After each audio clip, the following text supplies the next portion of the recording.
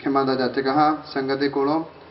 आओ हुण अति सत्कारयोग हस्ती डॉक्टर जसपाल सिंह जी जो कि साडे विच विराजमान ने, उन्होंने बेनती है कि वह भी संगत के नाल अपने कुछ को विचार रखन।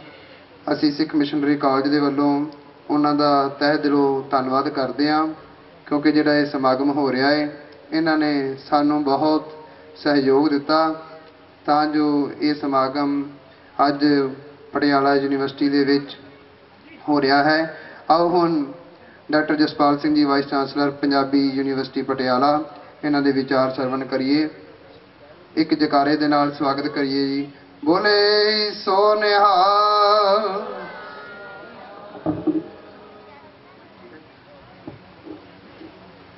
वाहिगुरू जी का खालसा वाहिगुरू जी की फतेह। फतेह का जवाब दे दिओ वाहिगुरू जी का खालसा वाहिगुरू जी की फतेह। सब तो पहला मैं सिख मिशनरी कॉलेज और उहदे सारे प्रबंधक सज्जणा और सारे सहयोगियों का बहुत धन्यवादी हाँ कि उन्होंने ये समागम पंजाबी यूनिवर्सिटी के गुरुद्वारा साहब विच आयोजित किया है।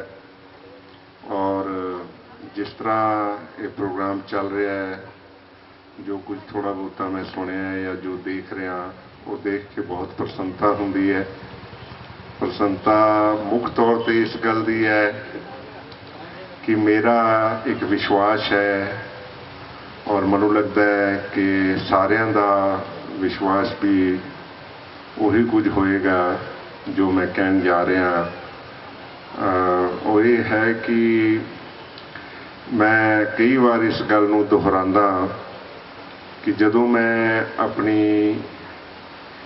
विरासत वाल दे मैनूं लगता है कि मैं बहुत अमीर हाँ। मेरी विरासत विच जिहड़ी अमीरी है वो कुट कुट के भरी हुई है। और जदों मैं अपनी रिवायत अपने पिछोकड़ वाल झात मारदा तो मैनूं महसूस होंदा है कि मैं बहुत वड्डी विरासत वाला अमीर विरसे वाला व्यक्ति हाँ, या मेरी कौम जिहड़ी है वो बहुत अमीर विरासत वाली अमीर कौम है। पर जदों मैं अपने किरदार वाल वेखदा और अज दे हालात विच वाल झात मारदा तो मैं अपने आप को थोड़ा गरीब गरीब महसूस करदा और गुरबत विच गया होया महसूस करदा। और मैनूं इदां लगता है कि मेरी अमीरी जिहड़ी है वो मेरे कोलों खुस रही है।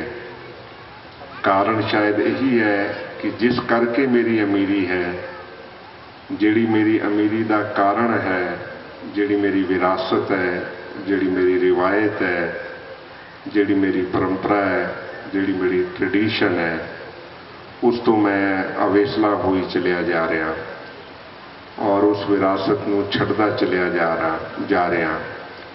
हुणे बेटी गल कर रही सी एक रिवायत की, परंपरा की, विरासत की। जरा झात मारीए मेरी विरासत विच की अमीरी है। मेरी विरासत विच शब्द और सुरत के संयोग का कॉन्सैप्ट पे है, सिद्धांत पे है, संकल्प पे है।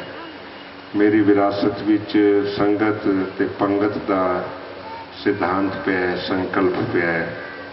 मेरी विरासत विच भगती ते शक्ति का संकल्प पे है।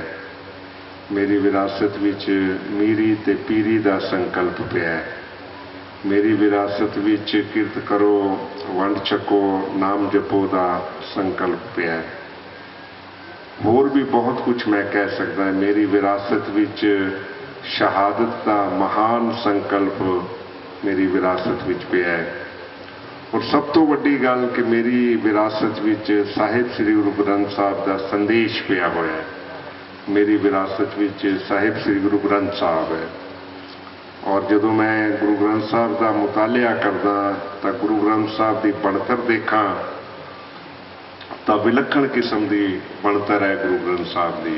उसका स्ट्रक्चर जिहड़ा है, उसकी बनतर जिहड़ी है वो वखरी किस्म की है। दुनिया का नायाब ग्रंथ है साहिब श्री गुरु ग्रंथ साहब। जदों मैं उसकी बनतर वाल देखदा, बाबा फरीद उस बनतर च पे हुए ने, ਜਿਹੜੇ ਕਹਿੰਦੇ ਨੇ ਸ਼ੱਕਰ ਖੰਡ ਨਿਵਾਤ ਗੁੜ ਮਾਖਿਓ ਮਾਝਾ ਦੁੱਧ ਸਭੇ ਵਸਤੂ ਮਿੱਠੀਆਂ ਰੱਬ ਨਾ ਪੁੱਜਣ ਤੁਧ। ਜਿਹੜੇ ਕਹਿੰਦੇ ਨੇ ਕਿ ਦਿਲੋਂ ਮੁਹੱਬਤ ਜਿਨ ਸਹੀ ਸੱਚਿਆ ਜਿਨ ਮਨ ਹੋਰ ਮੁਖ ਹੋਰ ਸੇ ਕਾਢੇ ਕੱਚਿਆ ਰਤੇ ਇਸ਼ਕ ਖੁਦਾਏ ਰੰਗ ਦੀਦਾਰ ਕੇ ਵਿਸਰਿਆ ਜਿਨ ਨਾਮ से पोए पार थिए आप जिए लड़ लाए दर दरवेश से तिन तन जनेंदी माओ आए सफल से। ये साडा स्ट्रक्चर है जिहदे विच बाबा फरीद संत कबीर बाबा नामदेव भगत रविदास जी ये सारिया महान शख्सियतां साहिब श्री गुरु ग्रंथ साहिब विच विराजमान। संदेश गुरु ग्रंथ साहब का बहुत वड्डा है और मैं कई बार कहना और असी सारे इस गल नूं जानते हैं। अज दी दुनिया विच जदों दुनिया विच आइडेंटिटी की लड़ाई हो रही है, जदों दुनिया विच होंद की लड़ाई वधन दीयां संभावनावां वध गईयां ने, जदों लोग अपनी पछाण लभदे पे ने, उदों अगर कोई संदेश सारी दुनिया नूं एक रख सकता है या सारी दुनिया विच एक ऐसे निज़ाम का संकल्प दे सकता है जिहदे विच आपसी सद्भाव नाल सारे रह सकते हैं, को एग्जिस्टेंस की जिहड़ी फिलॉसफी है अगर कोई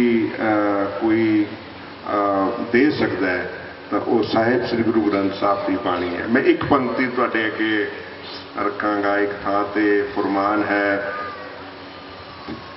नानक विचारा क्या कहे सब लोक सलाहें एक से सिर नानक लोका पाव है बलिहारी जाऊं चेते तेरे नाम है। गुरु नानक पातशाह का यह कहना है कि मेरा सिर हर उस व्यक्ति के चरणों विच झुकिया होया है जिहड़ा उस परमात्मा नूं याद करता है। वो याद किस नाल करता है, इस नाल मेरा कोई लेना देना नहीं, इस नाल मेरा कोई सरोकार नहीं। भावें कोई रब कहता है, भावें कोई अल्लाह कहता है, भावें कोई गॉड कहता है, भावें किसी भी नाल उस परमात्मा नूं याद करता है, मेरा कोई इस गल नाल सरोकार नहीं। ये जिहड़ा संदेश है या ये संदेश जगत जलंदा रख लै अपनी कृपा धार जित द्वारे उभरे तिते लिओ बार। अज दी दुनिया विच जे कोई चानण मुनारा है, जे कोई रोशनी दे सकता है पूरी दुनिया नूं और पूरी दुनिया के झगड़े झेड़े खत्म करके एक सह होंद की भावना नाल जीवन जाच दे सकता है तो साहिब श्री गुरु ग्रंथ साहिब है और वो मेरी विरासत है। मैं फिर कहना चाहता कि मैं विरासत के पक्षों अमीर हाँ, पर जब मैं अपने वाल देखदा तो मैं गुरबत विच हाँ। एक शेर बहुत खूबसूरत है, फलसफा पे नाज था। हुणे बच्ची बोल रही सी गुरु नानक पातशाह की देन जिहड़ी है। अल्लामा इकबाल गुरु नानक पातशाह की जिंदगी बारे लिखदियां कहता है कि आशिकार उसने किया जो जिंदगी का राज था, हिंद को लेकिन ख्याली फलसफा पे नाज था। शमा हक से जो मुनव्वर हो ये वो महफिल न थी, बारिशे रहमत हुई मगर ज़मीं काबल न थी। आह शूद्र के लिए हिंदुस्तान गमखाना था, दर्द इंसानी से इस बस्ती का दिल बेगाना था। बुध कदा फिर बाद मुद्दत के मगर रोशन हुआ, नूरे इब्राहिम से आज़र का घर रोशन हुआ। फिर उठी आखिर सदा तौहीद की पंजाब से, हिंद को एक मर्दे कामिल ने जगाया ख्वाब से। हिंदुस्तान जिहड़ा है, जिहड़ा ख्वाब विच, जिहड़ा नींद विच, गफलत विच सुता पिया सी, उसनूं तौहीद का पैगाम दे के एक मर्दे कामल ने पंजाब की धरती तो सर सामने हो गए प्लीज।